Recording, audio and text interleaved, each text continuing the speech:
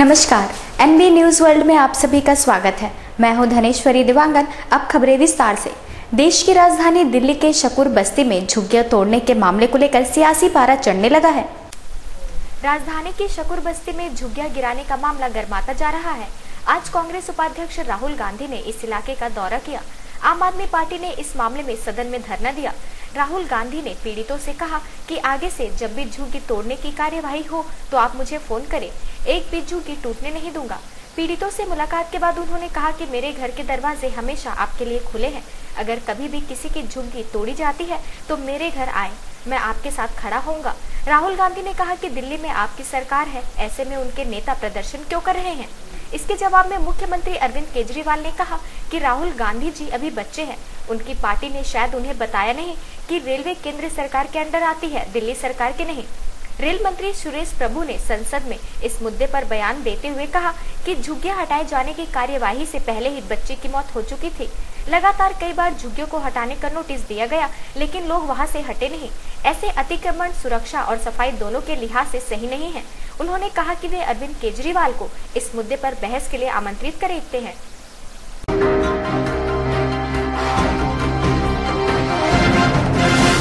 सोमवार को कांग्रेस उपाध्यक्ष राहुल गांधी ने संसद परिसर में कहा कि जब वह असम के दौरे पर गए थे तब आरएसएस के लोगों ने उनको बरपेटा के मंदिर में जाने से रोक दिया। कांग्रेस उपाध्यक्ष राहुल गांधी ने आज दावा किया है कि हाल की उनकी असम यात्रा के दौरान आरएसएस कार्यकर्ताओं ने उन्हें बारपेटा में एक मंदिर में प्रवेश करने से रोका। राहुल ने कहा कि यह भाजपा की राजनीति का तरीका है जो अस्वीकार्य है। कांग्रेस उपाध्यक्ष ने कोलम में एक कार्यक्रम में केरल के मुख्यमंत्री ओमन चांडी को नहीं बुलाए जाने को लेकर प्रधानमंत्री नरेंद्र मोदी पर निशाना साधते हुए कहा कि यह राज्य के लोगों का अपमान है। इस कार्यक्रम में मोदी हिस्सा ले रहे हैं।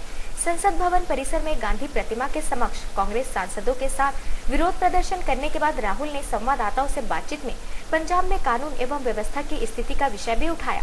उन्होंने कहा, जब मैं असम गया था तब मैं बारपेटा जिले में एक मंदिर में जाना चाहता था। मंदिर के पास आरएसएस के लोगों ने मुझे प्रवेश करने से रोका। इस तरह से भाजपा काम करती है। राहुल ने कहा कि उन्होंने महिला को मेरे सामने खड़ा कर दिया और कहा कि मैं मंदिर में प्रवेश नहीं कर सकता। वो मुझे रोकने वाले कौन होते हैं।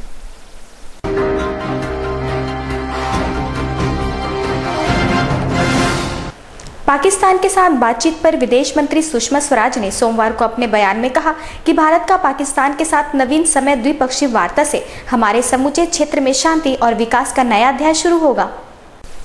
विदेश मंत्री सुषमा स्वराज ने आज कहा कि भारत का पाकिस्तान के साथ नवीन समग्र द्विपक्षीय वार्ता से हमारे समूचे क्षेत्र में शांति और विकास का नया अध्याय शुरू होगा।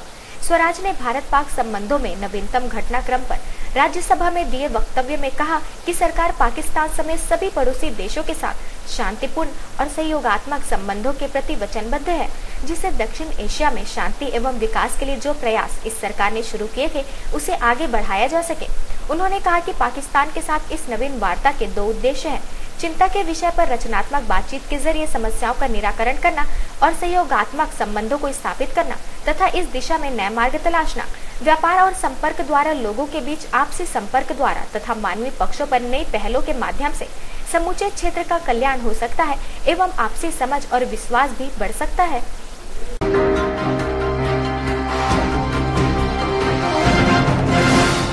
इंडियन कोस्ट गार्ड के डीआईजी बीके लोशाली को बर्खास्त कर दिया गया है। कोस्ट गार्ड के जांच बोर्ड ने सोमवार को उन्हें बर्खास्त करने का फैसला सुनाया।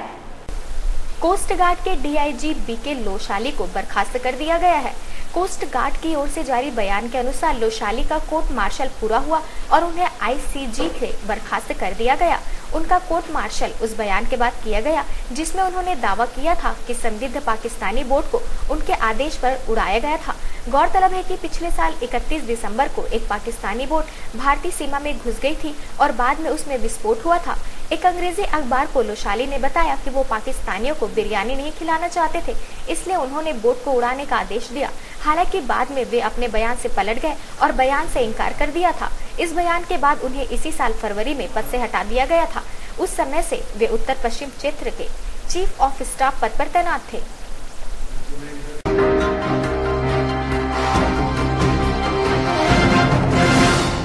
पश्चिमी रूस के वोरोनेज इलाके में एक मानसिक स्वास्थ्य केंद्र पर लगी आग में 23 लोगों की मौत हो गई।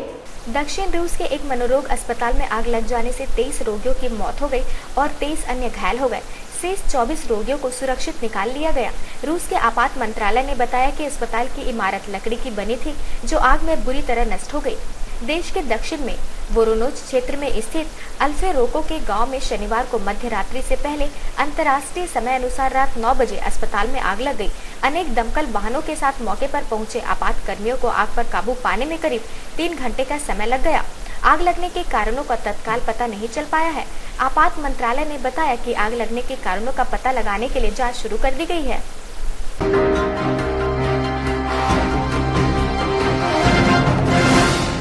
दिल्ली उच्च न्यायालय ने भारतीय दूरसंचार नियामक प्राधिकरण से उसके कॉल ड्रॉप संबंधी आदेश को चुनौती देने वाली याचिका पर आज जवाब तलब किया।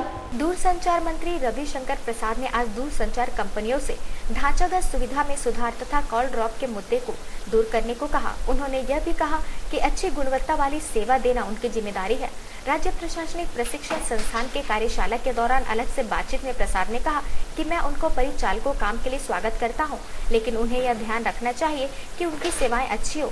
मंत्री ने कहा कि केवल बड़ी कंपनी होना जरूरी नहीं, सेवा भी अच्छी होनी चाहिए। ट्राई के कॉल ड्रॉप पर जुर्माना लगाने के फैसले के खिलाफ दूरसंचार परिचालकों के दिल्ली उच्च न्यायालय में जाने के बारे में पूछे जाने पर प्रसाद ने कहा कि अदालत अपना निर्णय सुनाएगी। भारतीय दूरसंचार नियामक प्राधिकरण ट्राई कॉल ड्रॉप मामले में मुआवजा नीति लाई है, जिसमें दूरसंचार कंपनियों को 1 जनवरी से प्रत्येक कॉल ड्रॉप के लिए उपभोक्ताओं को मुआवजा देना होगा। इसमें प्रतिदिन इस प्रकार के 3 कॉल के लिए मुआवजे का प्रावधान है, जो 3 रुपए बनता है। नीतिगत मोर्चे पर मंत्री ने कहा कि उन्हें अधिकतर वे फैसले किए जो पिछले कई सालों से लंबित थे। इसमें स्पेक्ट्रम कारोबार, साझेदारी तथा उदारीकरण शामिल है तथा दूरसंचार कंपनियों को भी अपनी भी जिम्मेदारी निभानी चाहिए।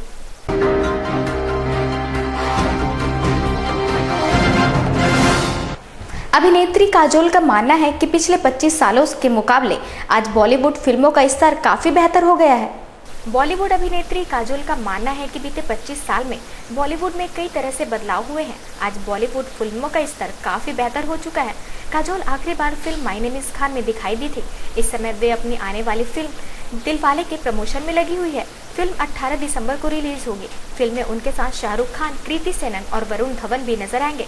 काजोल ने 25 साल के अपने सफर में आए बदलाव के बारे में कहा कि फिल्मों का स्तर काफी बेहतर हुआ है और आजकल के अभिनेता और अभिनेत्री इसे अच्छी तरह से समझते हैं। पहले हमें फिल्मों में अभिनय के दौरान बताया जाता था कि हमें कितना हंसना और कितना रोना है, लेकिन आजकल ऐसा नहीं है। आजकल आपको आपकी नेचुरल एक्टिंग के लिए कहा जाता है। एक कलाकार के तौर पर मैंने film my name is Khan से बहुत कुछ सीखा। वो मेरे लिए एक नया अनुभव था। आजकल के अभिनेता अपने अभिनय को लेकर काफी ज्यादा संजीदा है।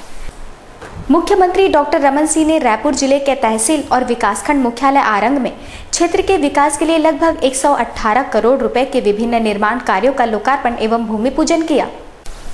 मुख्यमंत्री डॉक्टर रमन सिंह ने विशाल जनसभा को संबोधित करते हुए आरंग शहर में 3.5 किलोमीटर गौरव पथ निर्माण और संस्कृति विभाग के सहयोग से तालाबों एवं मंदिरों के विकास करवाने का भी ऐलान किया। डॉक्टर रमन सिंह की जनसभा कार्यक्रम अरुंधति देवी शासकीय हायर सेकेंडरी स्कूल के मैदान में आयोजित की गई। कार्यक्रम की अध्यक्षता रायपुर के लोकसभा सांसद रमेश बैस ने की। मुख्यमंत्री डॉक्टर रमन सिंह ने इस मौके पर आरंग क्षेत्र में विगत दिनों प्राकृतिक आपदा से मृत 3 व्यक्तियों के परिवारों को राजस्व पुस्तक परिपत्र के प्रावधानों के तहत 4-4 लाख रुपए की सहायता राशि के चेक वितरित किए। उन्होंने राष्ट्रीय राजमार्ग आजीविका मिशन की सूक्ष्म ऋण योजना और रिवॉल्विंग फंड योजना के तहत 7 स्वयं सहायता समूहों को 5,40,000 रुपए की राशि का चेक भी वितरण किया।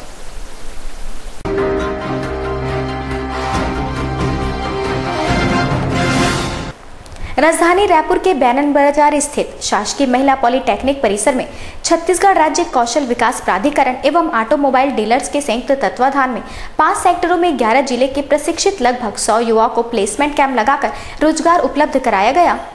इस अवसर पर तकनीकी शिक्षा विभाग की प्रमुख सचिव रेणु पिल्ले ने कैंप में उपस्थित युवाओं से बातचीत की। उन्होंने युवाओं को संबोधित करते हुए कहा कि राज्य सरकार समय समय पर शासकीय विभागों में रिक्त पदों पर भर्तियों में लगे प्रतिबंध को हटाकर नौकरियों के द्वार खोलती है, जिससे बड़ी संख्या में लोगों को सरकारी विभागों में रोजगार के अवसर मिलते हैं। किंतु शासकीय नौकरियों की अपनी एक सीमा है, जो बेरोजगारों के लिए पर्याप्त नहीं है। ऐसी स्थिति निजी क्षेत्र भी एक अच्छा विकल्प हो सकता है। रोजगार के लगभग 90% अवसर निजी क्षेत्र में उपलब्ध है, क्योंकि राज्य गठन के बाद बड़ी संख्या में औद्योगिक एवं सेवा प्रतिष्ठानों की स्थापना इस प्रदेश में हुई है, जिससे रोजगार के अवसर बढ़े हैं।